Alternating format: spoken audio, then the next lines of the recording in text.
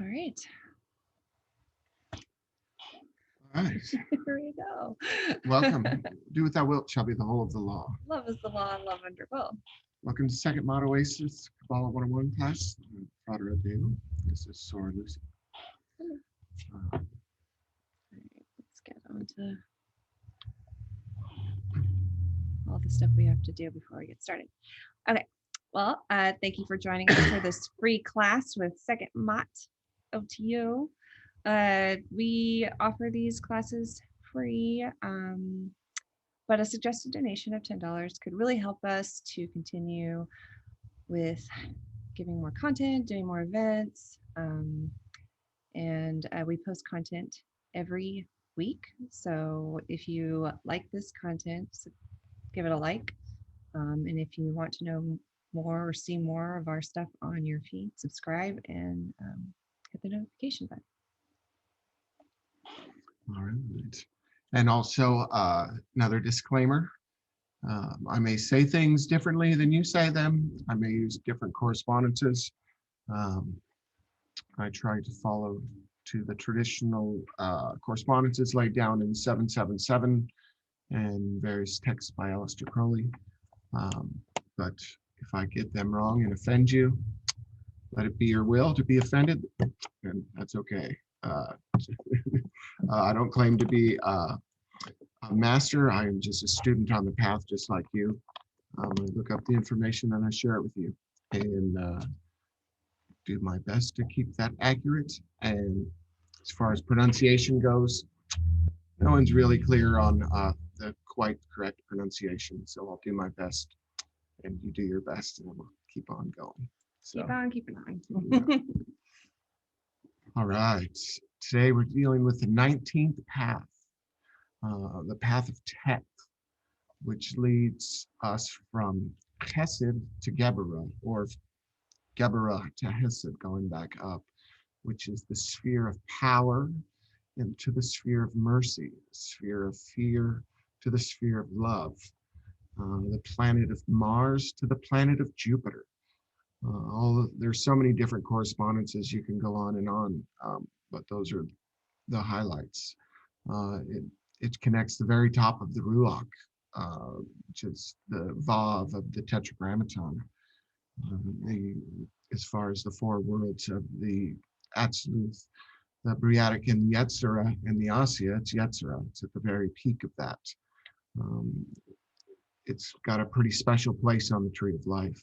We'll see as we go on today.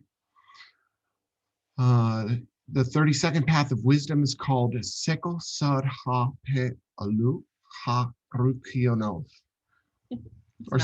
or something similar, which translates to the consciousness of the secret of all spiritual activities, and is so called because of the affluence diffused by it from the most high blessing and the most exalted sublime glory. And that's Westcott's translation. Kaplan, the more scholarly rabbinical translation, is consciousness of the mystery of all spiritual activities. It is called this because of the influx that permeates it from the highest blessings and the supreme glory. So very similar on that one. A lot of times there's slight differences, but that one's pretty similar. And it really indicates what it's that it's on its place of the tree. I was trying to figure out how Geburah would be a blessing, but there's a traditional Hebrew prayer that is done called the Adma.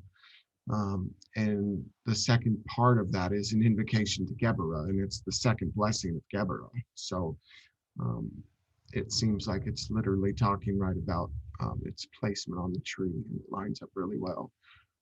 Amongst many of the other things, glory is also, if you do the Kabbalistic cross, Atu Gibor Leolam, or Atu Melkuth Vegeburah Vegedula. Vegeburah's is Geburah, and Vegedula is Chesed. Both being the power and the mercy, or the power and the glory, if you know the Lord's Prayer as well, if you're into that sort of thing. But it's definitely Kabbalistic prayer at the end of the Our Father. So enough rambling on that aspect. Teth itself, the letter is representative of a serpent. The shape is even of a serpent, kind of a serpent's head and the tail coming up. It's not quite extended like it is in Lamed, right down to the left and below. That is more of the snake aroused and upturned. This is just the beginning of kind of the inching along of the snake. It's also said that Teth isn't actually translated as serpent, but it's translated as something coiled or twisting. So it's often associated with the serpent, but in Hermetic Qabalah, it's pretty much always associated with serpent. So the value of Teth is 9. And if you go ahead and spell Teth out, which is Tet Yod Tav, or Tau, is 419. For Teth, I'm so sorry about that.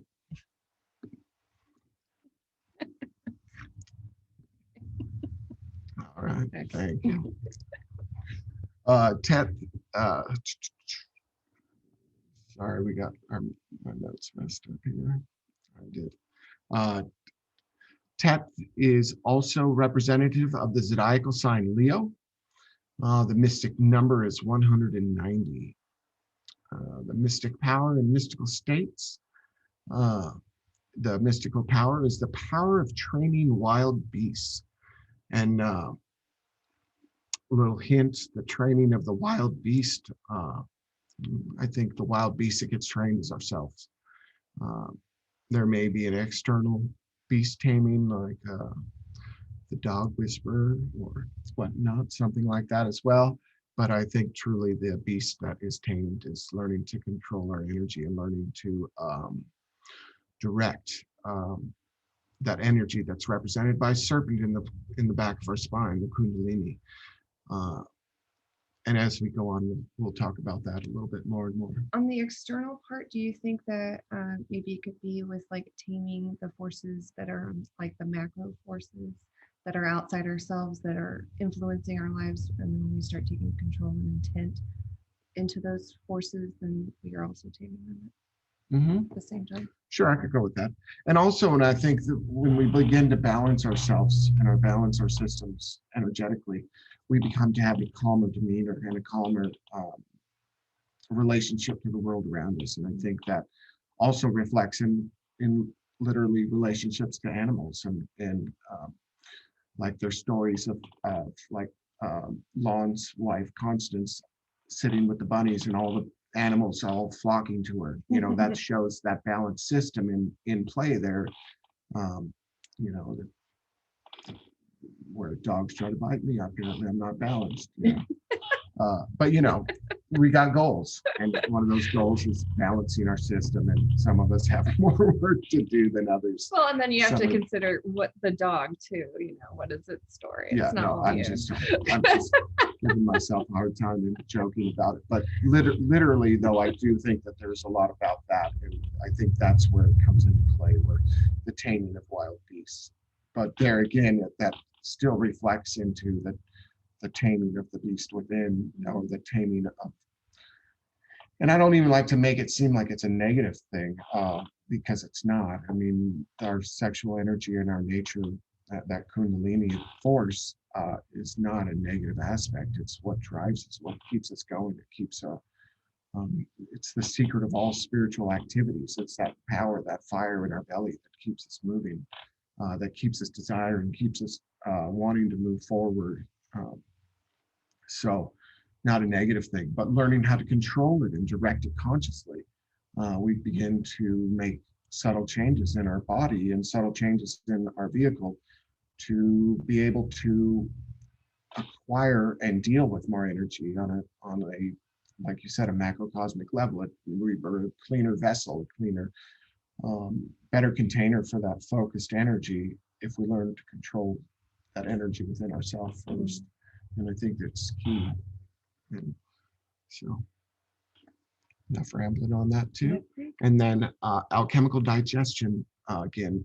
And it's funny because I read somewhere else it was like alchemical distillation, and I wondered if Crowley got those two associations swapped, both with Virgo, because, or not, yeah, with the Virgo, with the Yod card, the Hermit claimed it was distillation, but in my mind, distillation seems more of a better placed one with Teth, especially between the fire and the water, and that's placed on the tree of life. And Yod is between water and fire, or water and air, sorry, which that could be distillation too. But alchemical digestion is what is stated in 777. So, all right, and there we have the greater view of where it is on the tree, and you'll notice it's on the second horizontal path. There's only one more horizontal. It's a rung of a ladder, basically. The other cool thing is its placement on the tree. It's the first time that we begin to feel that a direct connection to the supernal triad. It's got the path of Gimel, the path of the high priestess, tying right into it, going right through it, get into Tefereth. And it certainly shows its influence there. And it's in the iconography of the cards, you'll see that in the symbolism as well. And you can see about the fact of us being up in the top of the Ruach as well, being the top of this section of spheres, which is the Yetziratic world and the Kabbalistic world. So pretty cool. We're climbing that tree pretty quickly, getting towards the end. Not many left. Okay, so now we'll get into the correspondences, the minutia part, really the part you would utilize if you wanted to build a ritual, if you wanted to just know the attributions. I'd highly recommend trying to remember all of these and try to study for each path. The better you know these correspondences, the better magician you'll be. It just helps you flow in a thought pattern if you can speak the language of symbols, and that's what you learn with the correspondences. So when I call it minutia, that's not disparaging. It's just the kind of joke, I guess. But animals, real and imaginary. Lion is the carob of fire. Tigers, all cats basically. Serpent, obviously we've already talked about the serpent being strongly associated with this path. And the rooster. What does the rooster do? It crows in the morning, amongst a lot of other things, but it's highly affected by the rising of the sun. The sun rules Leo, and strongly associated with this. And also the plants, real and imaginary. What is it? It's a sunflower, of course. There again, sunflowers, man, they're so cool to watch. Like a whole field of sunflowers. I don't know if you've ever seen, but they literally open up towards the rising sun and they follow it like a solar panel all day long. They sit and they turn and they rise, in the east and set in the west, and then their head dives down at night, and then they get up and do it again. They're very solar. Not to mention the color. I mean, if you look at the way a sunflower looks, it looks like the glyph that we draw for the sun. I mean, it's really great attribution there. And this is also getting into the stones, which are a topaz. Not sure how topaz fits in necessarily, but I do see where the semi-precious stone of cat's eye and yellow jasper fits together. And a little disclaimer, last week or 2 weeks ago, I had it wrong when I listed those for the Hermit card and Virgo. I totally messed up on the line, and I said, even when I said last time that I didn't think the cat's eye really lined up to Virgo and to the Hermit, well, apparently it didn't, because it was actually supposed to be attributed to Leo and Teth. So my bad on that one. So magical weapon is discipline, and it's preliminary, because that discipline isn't always going to have to be is demanding as it is at first. That's where I'm talking about the mastering of our energy system and learning how to direct energy in our vehicle and deal with it and direct it consciously and purposely. It takes discipline. It takes effort. It takes work. You don't sit down and meditate and just all of a sudden able to raise your kundalini and raise it up consciously to the level of the sixth chakra, the Ajna chakra. It just doesn't happen immediately. Some people it does actually, I guess, but certainly not me or most people I know. It takes work and it takes practice over and over. And same thing with learning ritual. It doesn't just happen overnight. You don't just read something and all of a sudden have all of the mysteries, just the doors blown open. There again, your mileage may vary. Maybe it does for you. That's awesome if it does. But for me, it doesn't. It takes work, and it takes not only work, but sustained work and like constant, and that takes discipline because, sometimes watching TV sounds a lot better than studying your lines or reading a book or mastering your correspondences. Sometimes it's just, you feel like vegging, and that's okay too. Moderation with everything and great, and including moderation. Yeah. So certainly don't always have to do that. But it's recommended strongly to learn how to be disciplined in your daily life, disciplined in your world, and it creates more freedom, believe it or not.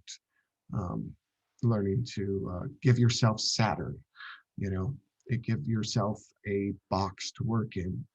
And the best part about that is you're able to explode that box one day. You break out of that box and you build yourself a new one, a bigger one. You get all used to that one and break out of that one and build yourself a new one. Just keep using that focusing of power and that focusing of energy consciously to move forward and go forward. The other magical weapon, enough rambling there, is the Phoenix wand or the wasp wand. Let's see, did we get a picture? On a different page because it didn't fit. Okay, it'll cool. be later on. I'll show you a picture of it later, but I'm sure you've all seen it. One of the most prominent places, actually, is on the Stela of Revealing. That's a wasp wand right here. And you'll notice that little forked area at the bottom, which is, made to get a snake. And think about that. Grabbing a snake there again, it's that learning to control that energy, that kundalini, in my mind. And also the Phoenix wand in traditional Golden Dawn was used to invoke the power of Geburah. So being that we're right next to Geburah, we're on our way there. Actually, we're on our way from there. It's a great place to have the Phoenix wand. So geomantic figure, I'm going to turn that over to my geomancy correspondent. Yeah. My partner. Thank you. So the geomantic figure is Fortuna, and it's Fortuna major and minor. For this path, it's kind of like the flip of the coin. So you have Fortuna major and minor are both, their planet is the sun and the sign is Leo. There's strength in the 5th house and there is weakness in the 11th. The color for both of them is yellow and gold. Now, for Fortuna major, the keyword is power. The anatomy is the heart, which is another one of the attributions of the path, which I thought was interesting. This figure points to an inner expression of strength and fortune, a kind of power and success that comes absolutely natural with little effort of force to gain it. In matters of difficult beginnings, it alludes to resolving in a well-dignified outcome. So to keep pressing on, even though you might be struggling, the consistency and the discipline to continue in that matter will give you a good result. And then the minor, Fortuna minor, which is just an inverted version of the Fortuna major. If you can see it on the little keys there. Its keyword is swiftness, and its anatomy is the spine, which then you think about the Kundalini, like we're talking about, and I thought that was a good correlation. And this is about the outward gains and success based more on circumstances of defined by external events. The success is easily gained and can be easily lost. This figure is well dignified in immediate change or results, or when immediate change or results are desired. This figure requires outside help for gains, which leads to kind of an instability in the gain, and that has been achieved, and because you're kind of relying on outside forces to show up for whatever it is that you're desiring, it can be easily lost because you're dependent on those forces being consistent. So that's just a little bit of like the downfall. It's not necessarily negative. You can always, put forth your own efforts into things and kind of pick up on that lacking or sustain your result. Thank you. All right. Geomancers. Yes. All right. So next, the incense, frankincense again, and that has the fully to do with the fact that the sun rules Leo. So, and the sun loves the frankincense. Yeah, frankincense is always good. It's always a go-to. Vegetable drugs, all crematives and tonics. And I didn't know what a cremative was, so I had to look it up. But it's anti-flatulent. So it gets rid of the gas. I thought that was pretty funny for the association with it.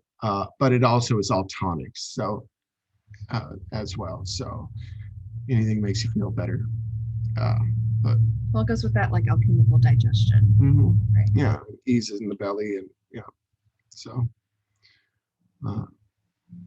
And then in the human body, it's represented by the heart, heart center, specifically. Disease is syncope, and I did not know what that was either, but that apparently is the loss of consciousness due to a sudden loss of blood pressure. So a little rough. So the disease has to do with the heart again, not a surprise.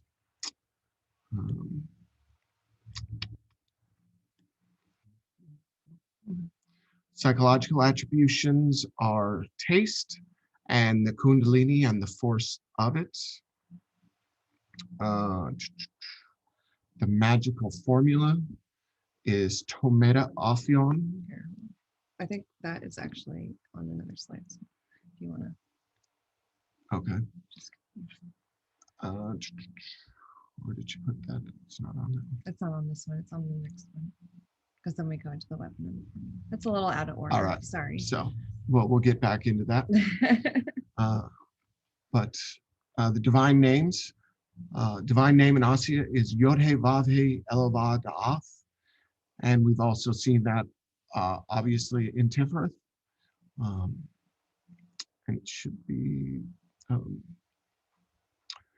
yeah, I think that's the only other place it'll be, because it's both the sun rules Leo and only that, and then in Tiferet. So a lot of times we'll see like Aries repeated multiple times, and so you'll see Geburah often, or Mars itself, not Geburah, but like Elohim would be used over and over in the divine name for anything that had anything to do with Mars. So That's why Yod He Vav He Ele Vav Da'ath is associated with Leo and Teth. And then it is also He Vav Yod He, and that's dealing with the 12 permutations of the banner, it's called, or the 12 separate permutations of the zodiacal signs in the Sefer Yetzirah. And if you take it out to the Cuba space, I think it's south above, if I'm remembering correctly, but it's also it's representative there. So the archangel is Verkiel. The angel is Ovel. The heaven of Asia is Areya, which it really is Areya's Hebrew for Leo, for the heaven of Asia. Legendary order of beings, horror, and dragons. And you'll see a dragon actually in our Pathworking today. It might not have the best spot in the story, but he is there.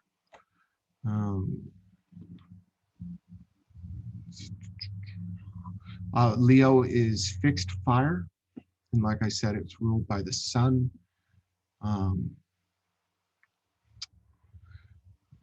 And pantheons now. We'll get into the gods of this. So Egyptians, Ra, Hor, Kuit, Pasht, Sekhet, and Mao. And a lot of times I don't go too much into them, but Mao, I wanted to include a picture because during Soror Makai's talk last week, she talked about a cat cutting up Apep. Well, the cat that is cutting up Apep is actually the god Mao, which is representative of this. And the god Mao was the divine cat, a personification of the sun god, who guarded the tree of life, which held the secrets of eternal life and divine knowledge. Mao was present as the act of creation and embodying the protective aspect of Ra. It was considered Amon's greatest defenders during the New Kingdom of Egypt. So there you have it, protector. And I just wanted to include his great picture and cool representation of a god of Egypt. In Thelemic, gods of Babylon and Therion, Megatherion, Hadit, and Ra Hor Kuit. We just enjoyed a little Ra Hor Kuit in the third day writing of the Book of the Law just yesterday. We all got to get together and celebrate that. And the second day, we got to get together in honor of that as well, and we all got to do that. It was very nice. First meeting that we've got to attend Since the pandemic. Since the pandemic. There's been other smaller ones, some rituals that were performed, but that was the first time we've got. We went out and saw real people. Yeah, and it was glorious. So thank you for putting that on. And you know who did, we appreciate it. But Greek god is Zeus and Demeter, or Demeter. Roman is Jupiter and Venus. Hindu is Vishnu. Okay, so now here's the magical weapon. I'm not sure if you can see that, but that is the wasp wand, and it's more of a that's Golden Dawn representation, and you'll see the colors of the rainbow variation up to it in the sphere. So you would hold it differently for different invocations, and it is a traditional magical weapon from time immemorial. There's the thing you're gonna. And this is the magical formula is Tomeda Ophion, or Ophion. I'm not a Greek scholar, but classical Greek after the nature of the snake. But Crowley seemed to deem it more in the use of initiation or entrance. And initiation is, as translated very often, is a beginning, a new beginning. So entrance fits really well. And the reason I included this is you will see that Temet Ophion are going in, written in the circle. Crowley's strongly associated himself with Ace of Discs as well. So, all right. So now we've got the tarot. We've got the lust key, but I wanted to include the classical version of it as well. That's from the BOTA deck. Because of the difference there, the way I kind of talked about it, with this key right here, when I've been talking about learning how to control that aspect, that energy within us, you know, the virginal woman learning to tame beasts and learning to put her hands basically in the mouth of a wild animal and not be injured. It's indicative of us learning to control that energy within our body. But on the other hand, we have Crowley's definition of it, you know, and his is more of one on sense and rapture, still representative of that same energy, but learning to control it in a different aspect.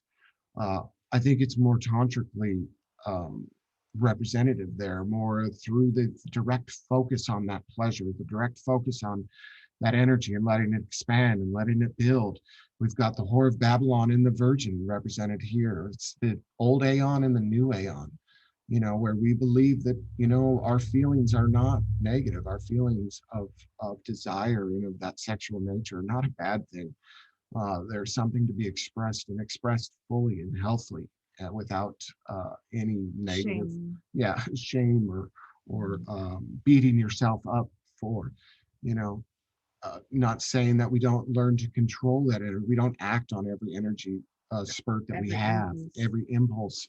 But when we do act fully, enjoy, love fully, exceed in all things that you do it to the best of your ability and with love and with, you know, true zealousness, real zeal for life, real feeling. So two sides of the same coin, I think, are really, but there's a place in our, there's a place for both. And that's why I included it today. And, and now we talk about the color scale. Color scale is yellowish green, and you'll see that right here. It's beautifully done.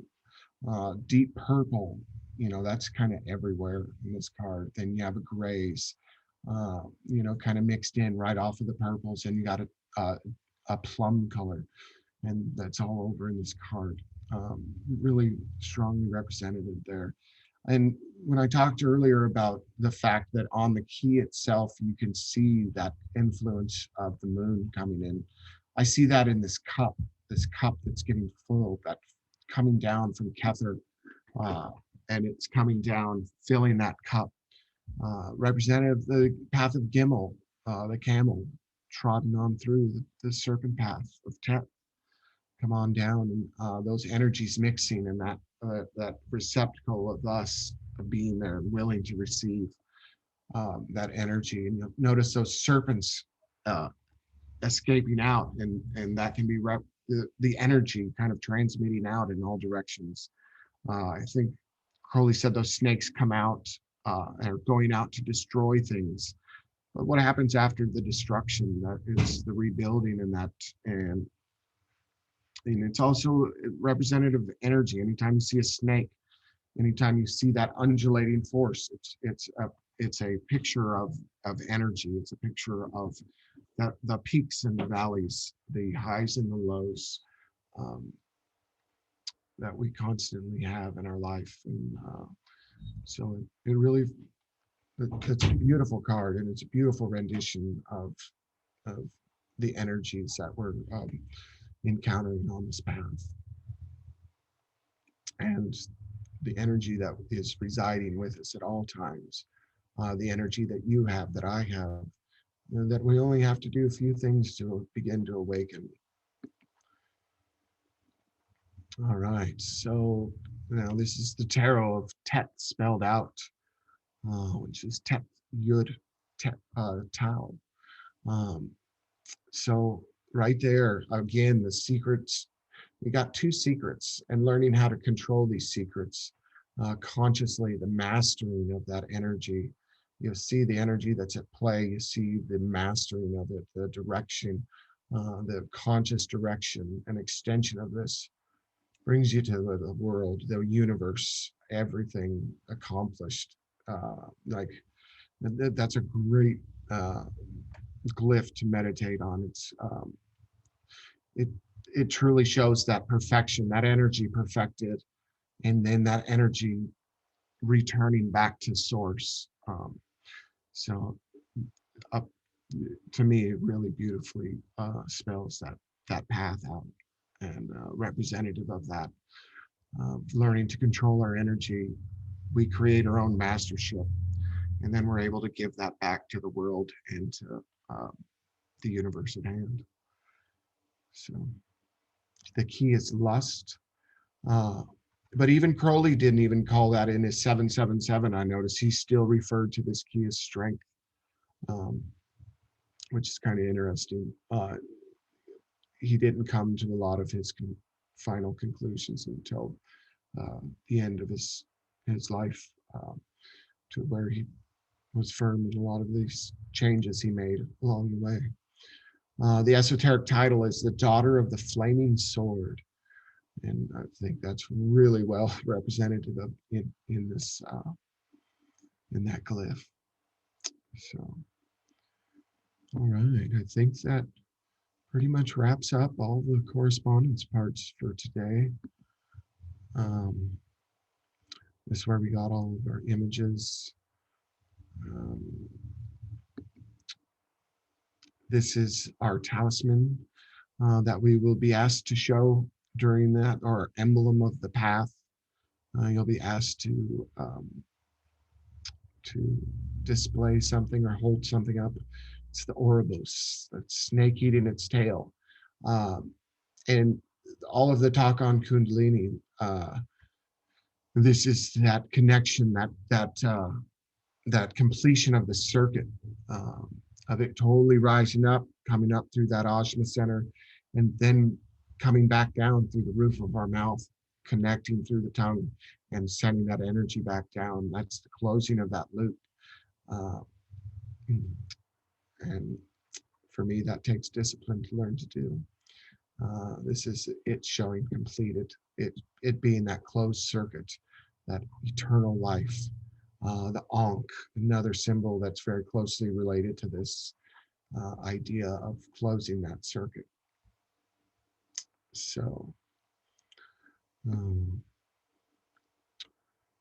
right, so there's your doorway or your glyph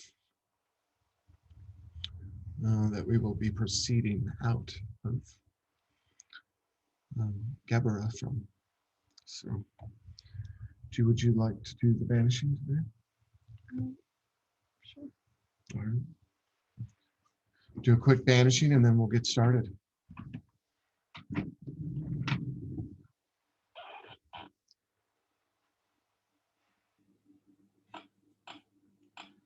Atu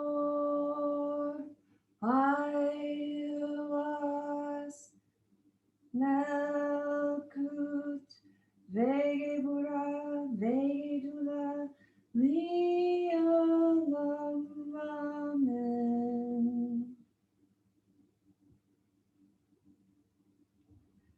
Yod He Vav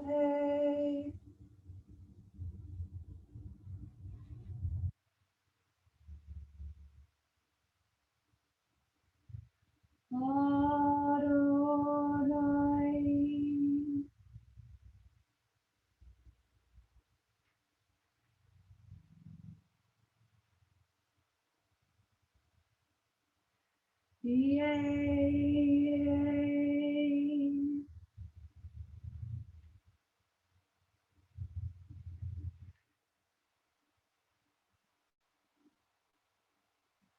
Atah Geburah Li'olam Adonai.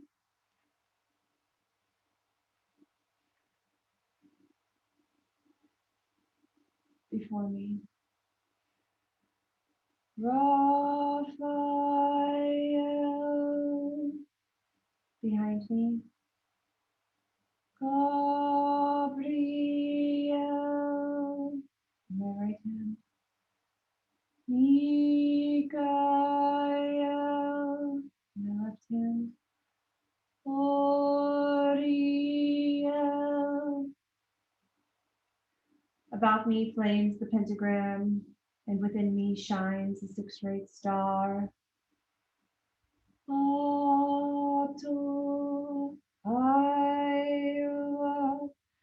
Nelkut, Geburah, Vedula, Leolam, Amen.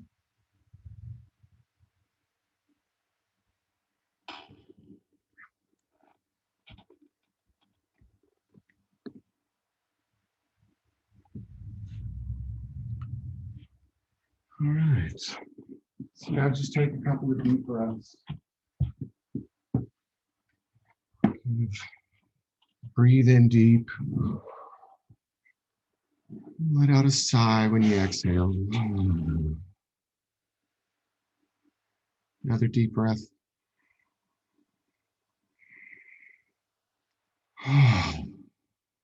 Allow the concerns of the day to just kind of fade away with the breath. Again, one more deep inhalation.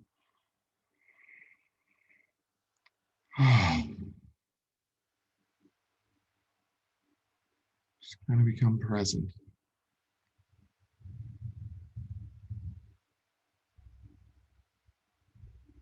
We're going to do fourfold breathing. We'll breathe in to a count of 4. We'll hold our breath to a count of 4. And we'll exhale to a count of 4. And then we'll leave our lungs empty for a count of 4. And then we'll begin again. So, and I'll keep the rhythm going. So, all right. I'm going to begin to breathe in for a count of 4. Hold for a count of 4. Exhale to a count of 4. Stay empty for a count of 4. Inhale to a count of 4. Hold for a count of 4. Exhale for a count of 4. Stay empty for a count of 4. Inhale for a count of 4. Hold for a count of 4. Exhale for a count of 4. Stay empty for a count of 4. Inhale for a count of 4. Hold for a count of 4. Exhale for a count of 4. Stay empty for a count of 4. Inhale for a count of 4. Hold for a count of 4. Exhale for a count of 4. Stay empty for a count of 4. Inhale for a count of 4. Hold for a count of 4. Exhale for a count of 4. Stay empty for a count of 4.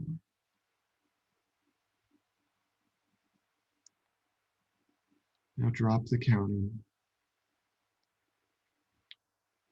and try not to control the breath, but simply focus on it. Simply watch the breath go in and the breath go out.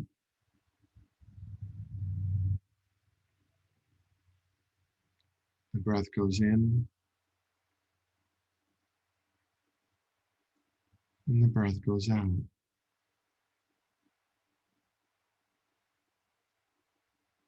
The breath goes in. And the breath goes out.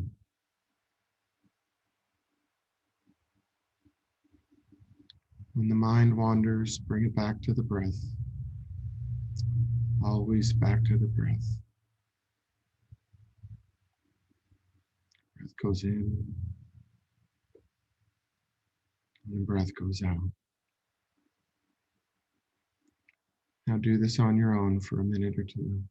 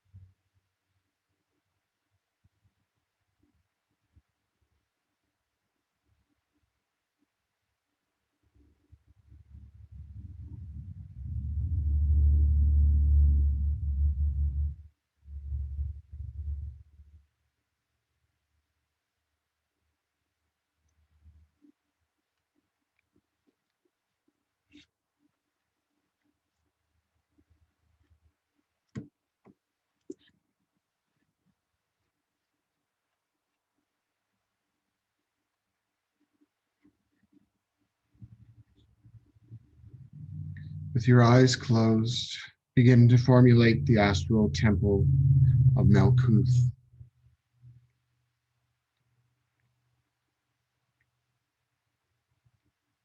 The temple of Malkuth begins to form around you. 10-sided room.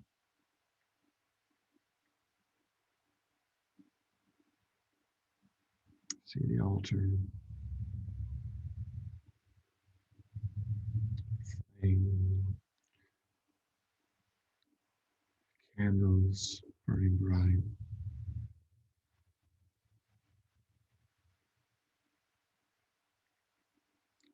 The divine name. Adonai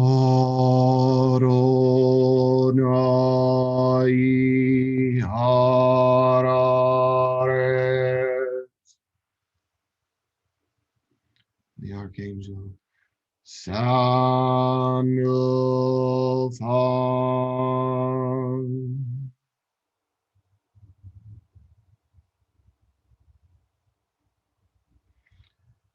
Sandalphon appears, and you exchange the sign of the Enterer, followed by she answers with the sign of silence.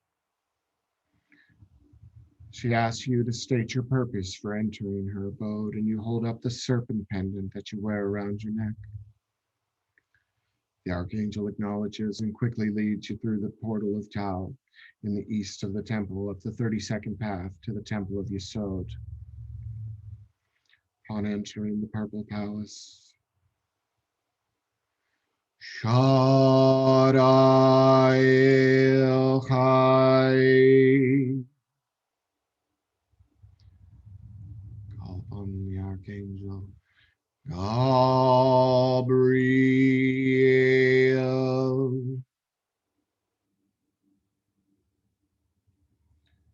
Quickly greeted by Gabriel, takes you through to the path of Samek, again in the east of the temple, to Tifereth.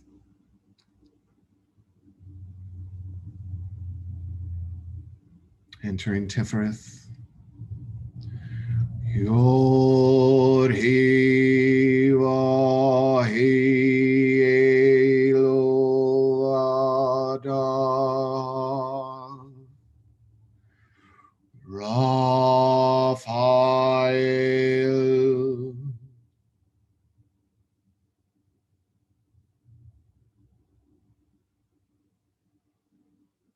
Quickly, Raphael takes you through to the path of Lamed, to the pentagonal temple of Geburah, ornamented in red with flashing green, calling forth the inhabitants of this temple. Elohim Gibor, Kama Seraphim.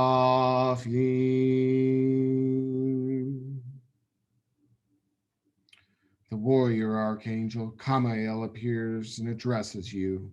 You have entered the realm of power and purification. By what symbol dost thou enter herein? You answer, by the symbol of spirit of the serpent. You hold up the emblem of the Ouroboros.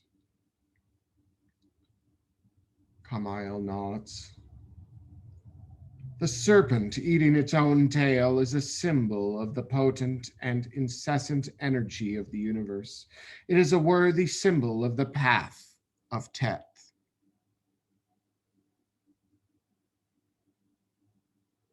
Kamael leads you to a yellow archway in the south of the temple. On the keystone of the arch is the letter Teth in brilliant white. Within the archway is a veil on which is depicted the tarot card of lust. Kamael traces the sigil of Leo and parts the veil, exposing a door carved from pure cat's eye. Holding up the serpent, you trace the letter Teth. The door opens and you commence your journey on the 19th path.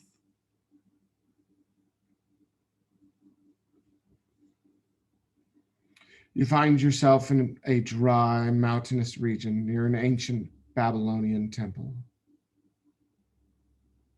Great sculptures of winged bulls with human heads guard the entrance of the temple.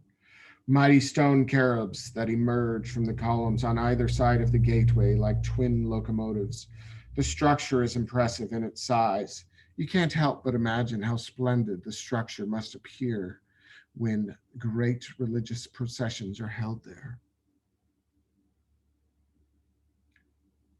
A crowd of people is gathered in the entrance to the courtyard of the temple. Something is definitely happening here. You push forward through the crowd to see the cause of the commotion. The crowd jeers at three young men who are chained together. The men have obviously been beaten. They look bruised but not broken. You see great strength in their eyes. Although you're not certain why these men have been singled out for persecution, you get a sense that they are not afraid of whatever fate lies before them. At the head of the crowd is a man dressed in the regalia of a monarch. The three prisoners whose names you were told are Hananiah, Mishael, and Azariah appear to have disobeyed their ruler and invoked his wrath. The great king Nebuchadnezzar orders the three men cast into a great furnace used to burn the bodies of animals killed in sacrificial rites. The crowd begins to move forward, carrying the three prisoners along with it. They shove the three men toward a large stone furnace situated at one end of the courtyard. A roaring fire has been carefully maintained under the fixture. You feel its intense heat from several feet away. Black smoke billows out of the top of the oven. One by one, the captives are hurled into the furnace.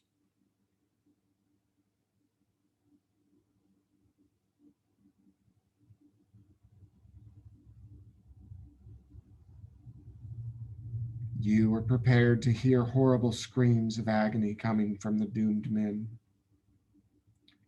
Instead, an amazing thing happens. One of the three captives begins to recite a prayer of thanksgiving. Drawing as close to as you can to the front of the furnace to look inside, you see the three men with their heads bowed, kneeling together in triangular formation on flaming red coals, yet they seem to be unharmed.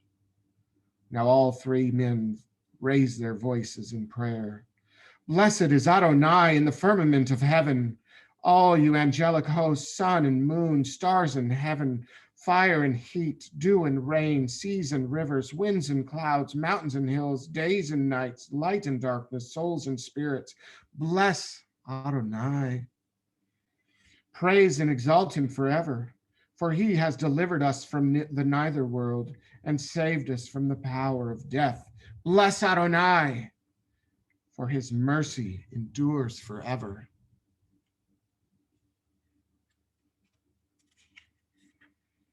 A hush falls over the astonished crowd. King Nebuchadnezzar is moved by what he has just witnessed. He orders the trio released and the prisoners emerge from the furnace unscathed.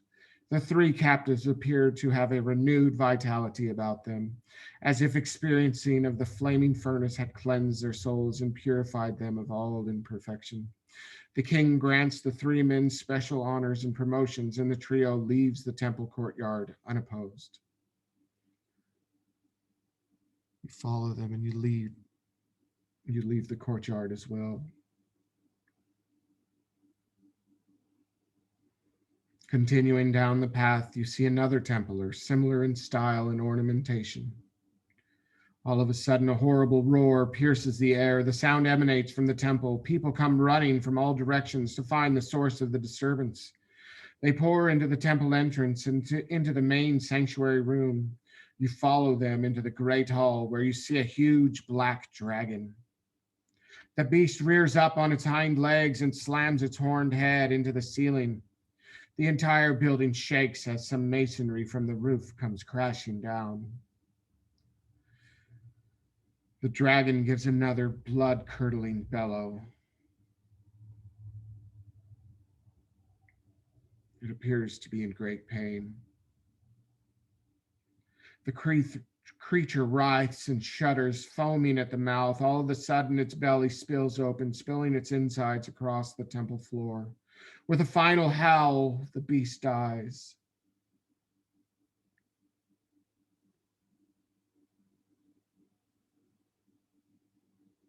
Its body immediately begins to decay at an astounding rate, filling the temple with a foul stench.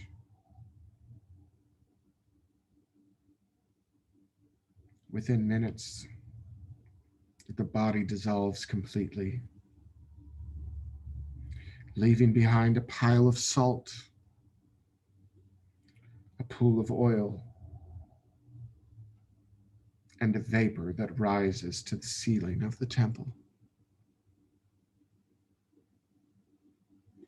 Soldiers push their way to the front of the assembly. One of them steps up to examine the carcass. Who has done this? He asks. Who has killed the dragon of the temple? A man in a simple yellow robe steps forward. I am Daniel, whom some call prophet and others call magician. I am he who interprets the king's dreams and visions. I am he whose judge is God. I killed the dragon. For all things must be purified in the sight of God. It is written, learn then to separate the pure from the impure and refine the gold of spirit from the black dragon, the corruptible body. The mood of the crowd turns ugly. They demand that the king hand Daniel over to them for punishment. Reluctantly, the mob threatening violence, the king acquiesces. The king's guard seize the man who is sentenced to death for the crime of killing the dragon. Surprised at your own audacity, you voice a protest at such harsh a penalty. The soldiers take you into custody as well. Both you and the dragon slayer are taken to a prison cell under the city. You and the other captive are locked into a dark, narrow chamber consisting of nothing but stone walls and metal bars. Human bones, the remains of other unfortunate prisoners, are strewn across the floor. The other man, Daniel, seems strangely calm in this dismal place. A series of wooden gates line the walls leading down the chamber. From behind the gates, you hear feral sounds of large animals bellowing in hunger. A moment later, one of the gates is raised and a large, dark shape dashes out from under it. An enormous red-maned lion stands before you, savagely beautiful. The beast's eyes fix on Daniel, and with a low, hungry growl, it slowly begins to stalk its prey.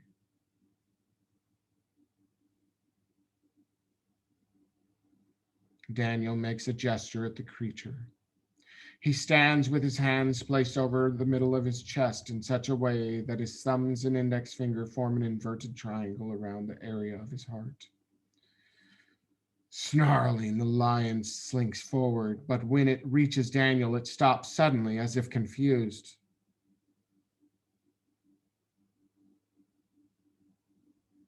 Incredibly, the beast lies down and begins to lick the prophet's feet. Daniel reaches down to stroke the lion's head as if it were a favorite pet. 6 more of the gates are raised, releasing more of the lions, but the outcome is exactly the same. Daniel assumes a certain posture, and the temperament of the beast turns from man-eaters to domestic house cats. Soon, all 7 lions and lionesses lie like kittens at Daniel's feet. You ask Daniel how he is able to tame the creatures. I am Daniel of Judah, but I am known in the land of Babylon as Belteshazzar, chief of the magicians. My Lord Adonai has given me knowledge of all science, including the understanding of all visions and dreams. But such knowledge is not granted to those who have not learned to balance the harshness of the black pillar with the compassion of the white. Samson broke down the 2 pillars and perished. As a house built upon the sand cannot endure, so without the strength of Geburah, the height of Chesed cannot be scaled. Daniel points to your Orbos pendant, then begins to stroke the head of one of the lions. The power of the serpent is the key to the question you ask. The serpent is a symbol of wisdom.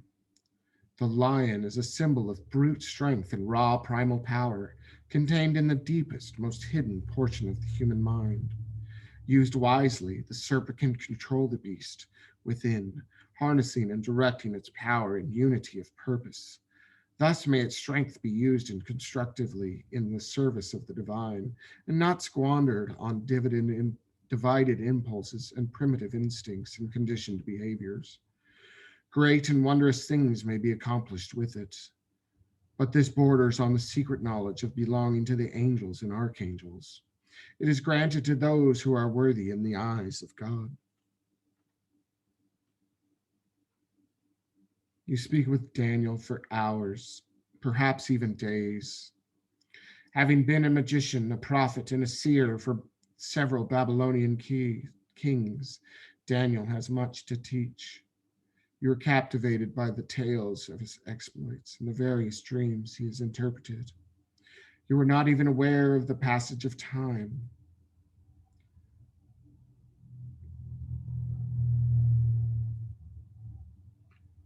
Spend a few moments with Daniel and ask him if there's a certain message, something directly relating to the Path of Teth that you are to take back with you.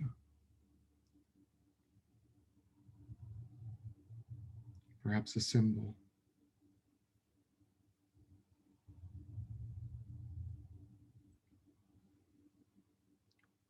Perhaps it's just the calm,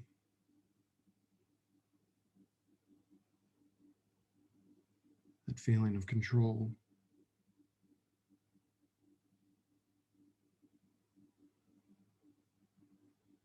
A feeling of fire.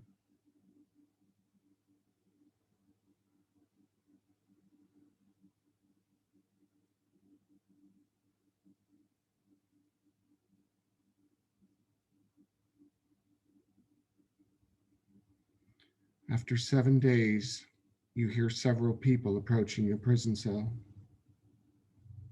The king has come to the lion's den to mourn for his chief magician. He gives a cry of joy at seeing Daniel still alive.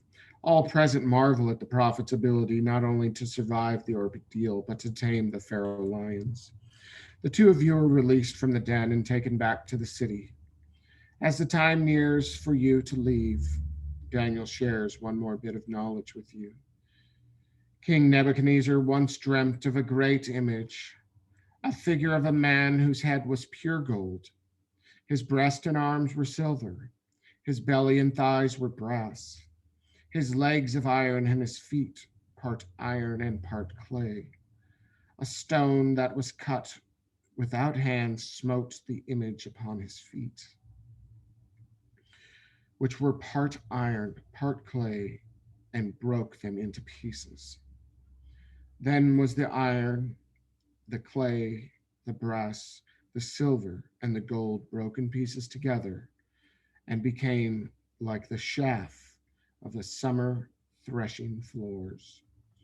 The wind carried them away, and no place was found for them. And the stone that smote the image became a great mountain that filled the earth. Daniel grasps you by both shoulders.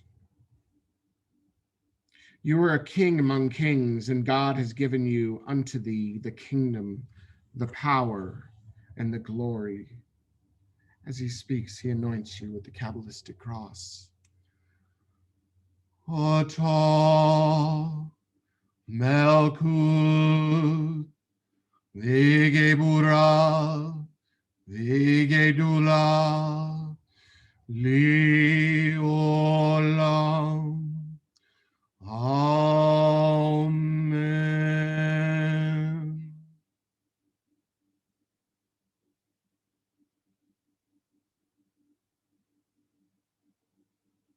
You are this head of gold.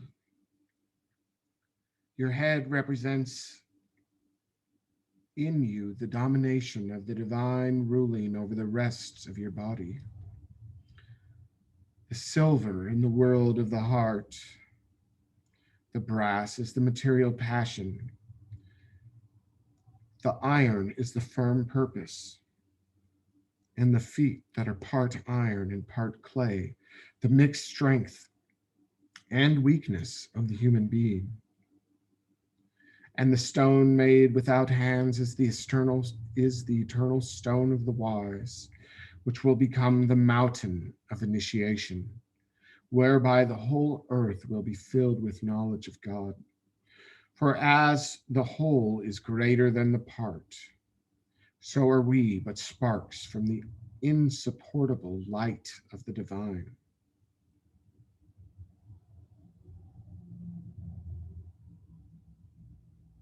With that, Daniel leaves you. It is time for you to leave as well. Your journey on the path of Teth is at an end. You retrace your steps back to Geburah. From there, you descend down the path of Lamed to Tifereth, then down the path of Samak to Yesod. From there, you continue down the path of Tau to Melkuth. There, you're greeted by Sandalphon, who seals the portal of the 32nd path behind you. Bidding farewell to the Archangel Sandalphon, give the sign of the Enterer. Sandalphon gives the sign of silence. And once outside of the temple of Melkuth, you in turn give the sign of silence.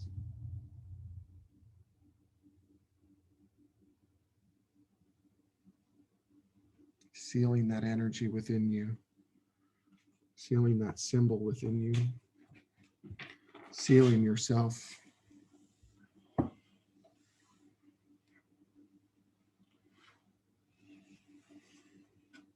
Now quickly do a short banishing, which is Apopantos Kakadamenos, simply to shake off any residual astral.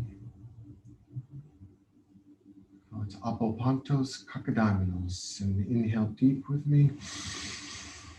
Fingers touch to the lips. Apopantos Kakadamenos.